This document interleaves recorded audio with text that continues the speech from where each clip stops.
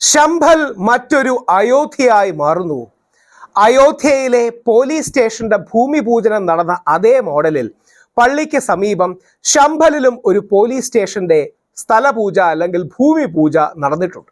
ദേശീയ മാധ്യമങ്ങളടക്കം വളരെ പ്രാധാന്യത്തോടെ റിപ്പോർട്ട് ചെയ്യുന്ന ഈ വിഷയമാണ്. ഒരുപക്ഷെ ഇന്ത്യയുടെ ആത്മാവിനേറ്റ മുറിവാണ് ബാബറി മസ്ജിദിന്റെ പൊളിക്കൽ എന്ന് നമുക്കറിയാം. സമാനമായി ദൂരവ്യാപകമായ പ്രത്യാഘാതങ്ങൾ ഉണ്ടാക്കിയേക്കാൻ സാധ്യതയുള്ള ഒരു ദുരന്തത്തിന്, ഒരു ദേശീയ ദുരന്തത്തിന് തുടക്കമിടുകയാണോ ഇത്? അങ്ങനെ ആകാതിരിക്കട്ടെ എന്ന് പ്രാർത്ഥിക്കുന്നു. പക്ഷെ അങ്ങനെയാണോ എന്നാണ് പരിശോധിക്കുന്നത്. ശംഭലിലെ ഡിസ്ട്രിക്ട് അതോറിറ്റീസ് ഭൂമി പൂജൻ ഷാഹി ജമാ മസ്ജിദിന് സമീപം ഒരു പോലീസ് സ്റ്റേഷൻ, ഒരു പോലീസ് ഔട്ട് പോസ്റ്റിന് ഭൂമി പൂജൻ നടത്തുകയുണ്ടായി. 4-5 ആൾക്കാരാണ് ഇവിടെ കഴിഞ്ഞ നവംബർ അവസാനം, അതായത് ഡിസംബർ ആദ്യം നവംബർ അവസാനം മരിച്ചത്. യഥാർത്ഥത്തിൽ ഒരു തീവ്ര ഹിന്ദുത്വവാദത്തിന്റെ പരീക്ഷണശാലയായി ഇത് മാറ്റാൻ ശ്രമിക്കുന്നു എന്നുള്ളതിന്റെ ലക്ഷണങ്ങൾ എല്ലാം കാണുന്നുണ്ട്. സർസംഘ് ചാലകായിരുന്ന മോഹൻ ഭഗവത്ജി വേറെ അയോധ്യ പോലെ വിഷയങ്ങൾ ഉയർത്തിക്കൊണ്ട് വരരുത് എന്ന് പറഞ്ഞിട്ടും യോഗി ആദിത്യനാഥിനെ പോലുള്ളവർ ശംഭലിനെ എരുതിയിൽ എണ്ണ ഒഴിക്കുന്ന രീതിയിലുള്ള പ്രസ്താവനകളും അല്ലെങ്കിൽ പോസ്ചറിങ്ങുമാണ് നടത്തുന്നത്. ഒരുപക്ഷെ അഡ്മിനിസ്ട്രേഷന്റെ സപ്പോർട്ടും ഇതിന് കാണാം. Additional superintendent of police Shri Chandra government land ആണെന്ന് പറഞ്ഞ് ജമാ മസ്ജിദിന്റെ അടുത്തുള്ള കുറെ ലാൻഡ് പോലീസ് സ്റ്റേഷന് വേണ്ടി അളന്ന് തിട്ടപ്പെടുത്തി. അവിടുത്തെ ചില മുസ്ലിങ്ങൾ ചെന്ന് ഇത് തങ്ങളുടെ ലാൻഡ് ആണെന്നും അതിനുള്ള പേപ്പേഴ്സ് തങ്ങളുടെ കയ്യിൽ ഉണ്ടെന്നും പറഞ്ഞ് അവരുടെ രേഖകളും മറ്റും കാണിച്ചു. അത് പോലീസിനെ തടഞ്ഞില്ല.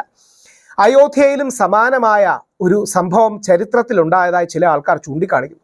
1940കളിൽ ദിഗ് വിജയനാഥ് എന്ന് പറയുന്ന അന്നത്തെ ഗോരഖ്നാഥ് അമ്പലത്തിന്റെ മഹന്ത് ഈ മൂവ്മെന്റ്, അതായത് ബാബറി മസ്ജിദ് മാറ്റണം എന്ന് പറയുന്ന അന്നത്തെ ഒരു പ്രക്ഷോഭം നയിക്കുകയായിരുന്നു. അപ്പോൾ അന്നും സമാനമായൊരു പോലീസ് ചോക്കി അവിടെ കൊണ്ടുവന്നു എന്നുള്ളതാണ്. ഒരു കാര്യം കൂടെ പ്രത്യേകം ഓർക്കണം. ശംഭൽ പള്ളിയെക്കുറിച്ച് ഈ റീസെന്റ് കാലം വരെ ആരും ക്ലെയിം പോലും ഉന്നയിച്ചില്ല. അയോധ്യയും കാശിയും മധുരയും ആയിരുന്നു. ബാക്കി 10,000-3000 പള്ളികളുടെ ലിസ്റ്റ് കയ്യിലുണ്ടെന്ന് പറയുന്നത് അതൊക്കെ ചുമ്മാ പറയുന്നതാണ്. നമ്മൾ ഹിന്ദുക്കൾ ഓർക്കണം, നമ്മളെ പറ്റിക്കാനായി ചുമ്മാ കള്ളം പറയുകയാണ്. നമുക്ക് ദൈവങ്ങളിലുള്ള വിശ്വാസത്തെ മുതലെടുക്കാൻ വേണ്ടി ഇവർ പറയുന്നതാണ്. അത് മറ്റൊരു വിഷയം. അതായത് ഇനി കൽക്കി ഭഗവാൻ ഈ പള്ളി പൊളിച്ചില്ലെങ്കിൽ കൽക്കി ഭഗവാൻ അവതരിക്കില്ല എന്നൊക്കെ പറയും. പച്ച നുണയില്ലാത്ത എന്താ പറയണേ കള്ളങ്ങളാണ് പറയുന്നത്. കുറച്ചുകൂടെ മോശം വാക്കുകൾ എനിക്ക് ഉപയോഗിക്കണമെന്നുണ്ട്. ദൈവം അടക്കമുള്ള കാര്യങ്ങൾ ഇൻവോൾവ് ആയതുകൊണ്ട് അത് പറയുന്നില്ല. അതായത് കൽക്കിക്ക് വേണ്ടിയുള്ള ഒരു അമ്പലം 20 കിലോമീറ്റർ അപ്പുറത്ത് പ്രധാനമന്ത്രി നരേന്ദ്രമോദി തറക്കല്ലിട്ടിട്ടുണ്ട് പ്രമോദ് കൃഷ്ണന്റെ. അതൊന്നും ഇവർക്കൊരു പ്രശ്നമല്ല. ഇത് കൽക്കിക്കൊന്നും വേണ്ടിയിട്ടല്ല, മഹാവിഷ്ണുവിന് വേണ്ടിയിട്ടല്ല. എപ്പോഴും ഇങ്ങനെ സാമുദായിക സ്പർദ്ധ വെക്കണം. അതൊരു ബാധയാണ്, ഇതൊരു തരം നാഗവല്ലിയാണ്. അതായത് എപ്പോഴും ഇല്ലാത്ത പ്രശ്നങ്ങളുടെ പേരിൽ ആരുടെയെങ്കിലും പേരിൽ കുതിര കയറണം. ഇത് മുസ്ലിങ്ങളുടെ പേരിൽ കുതിര കയറണം എന്നുള്ളത് കൊണ്ട് പറയുന്നതാണ്. അപ്പോൾ 1940കളിൽ തുടങ്ങിയതുപോലെ ഒരു കാര്യമാണോ ഈ ശംഭലിലെ മോസ്കിന്റെ സൈഡിലുള്ള പോലീസ് സ്റ്റേഷൻ? അവിടുത്തെ ക്രമസമാധാനത്തിന് വേണ്ടിയാണെന്നാണ് പറയുന്നത്. യഥാർത്ഥത്തിൽ പോലീസാണ് അവിടെ പ്രശ്നം ഉണ്ടാക്കുന്നത്, പോലീസാണ് അവിടെ അലമ്പുണ്ടാക്കുന്നത്. എല്ലാ പോലീസുകാരും അങ്ങനെയാണെന്നൊന്നുമല്ല. ഒരുപാട് പ്രഗത്ഭരായ പോലീസ് കേരള പോലീസിലും UP പോലീസിലും ഇന്ത്യയിലും ഉണ്ട്. പക്ഷേ പോലീസിനുള്ളിലെ ഗുണ്ടകൾ, പോലീസിനുള്ളിലെ ഈ തീവ്ര ഹിന്ദുത്വവാദികളാണ് ഈ പ്രശ്നം ഉണ്ടാക്കുന്നതെന്ന കാര്യത്തിൽ ആർക്കും സംശയം വേണ്ട. എന്നിട്ട് അവിടെ സമാധാനം ഉണ്ടാകാനാണ് പോകുന്നത്.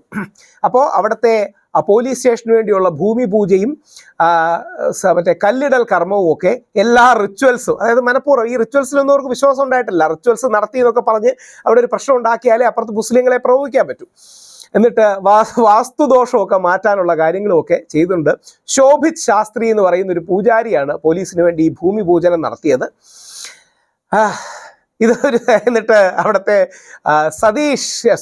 ശിരീഷ് ചന്ദ്ര എന്ന അഡീഷണൽ സൂപ്രണ്ടന്റ് ഓഫ് പോലീസ് പറയുകയാണ് ഈ ഔട്ട് പോസ്റ്റ് ഒരു സെക്യൂരിറ്റിക്ക് വേണ്ടിയാണ്. ആരുടെ സെക്യൂരിറ്റിക്ക് വേണ്ടിയാണ്? അലമ്പുണ്ടാക്കാനും പ്രശ്നം ഉണ്ടാക്കാനും വേണ്ടിയിട്ടാണ്. എപ്പോഴും സഫീഷ്യന്റ് പോലീസ് പേഴ്സണൽ ഉണ്ടാകും. അതൊരു കമ്മ്യൂണലി സെൻസിറ്റീവ് ഏരിയയാണ്. ഒരു കമ്മ്യൂണലി സെൻസിറ്റീവ് ഏരിയയും ആയിരുന്നില്ല. ഇവർ മനഃപൂർവ്വം ആക്കുന്നതാണ്.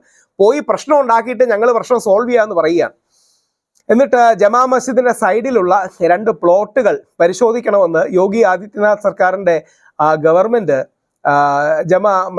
ASIക്ക് എഴുത്തും മറ്റും എഴുതിയിട്ടുണ്ട്. അവിടെ പഴയ ഹിന്ദു റിലീജിയസ് ബിൽഡിങ്സ് ഉണ്ടെന്നുള്ളതാണ് ഇവർ പറയുന്നത്.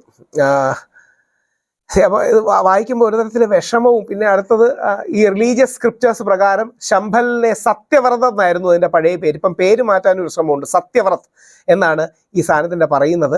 അവിടെ ത്രേതായുഗത്തിലും സത്യയുഗത്തിലും ഒക്കെ ഉണ്ടായിരുന്നു. എന്ത് കള്ളവും വേണമെങ്കിൽ പറയാമല്ലോ, ആൾക്കാർക്ക് തെളിവൊന്നും വേണ്ടല്ലോ. 10,000-കണക്കിനോ 1000-കണക്കിനോ വർഷങ്ങൾക്ക് മുമ്പുള്ള സാധനം. ഇത് എനിക്കത് കണ്ടിട്ട് ദേഷ്യം വരുന്നു, വിഷമവും വരുന്നു. എന്ത് ചെയ്യാനാണെന്നുള്ളതാണ്. എന്താണ് നമ്മുടെ ഈ രീതിയിൽ ഏറ്റവും മോശം, ഇനി അടുത്തത് ഒരു രസകരമായ കണക്കും കൂടെയുണ്ട്.